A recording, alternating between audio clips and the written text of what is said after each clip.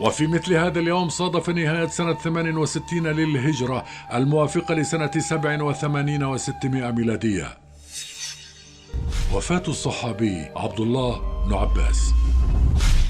وفي هذه السنة توفي الصحابي عبد الله بن العباس بن عبد المطلب القرشي الهاشمي، صحابي جليل ابن عم النبي صلى الله عليه وسلم، إمام التفسير وترجمان القرآن، لقب بحبر الأمة لسعة علمه ومعرفته. ولد بمكة ونشأ في بدء عصر النبوة، فلازم رسول الله صلى الله عليه وسلم وروى عنه الأحاديث الصحيحة.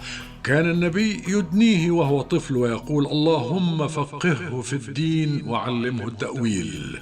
له في الصحيحين وغيرهما 1660 حديثا. شهد الجمل وصفين مع الخليفة علي بن أبي طالب رضي الله عنه.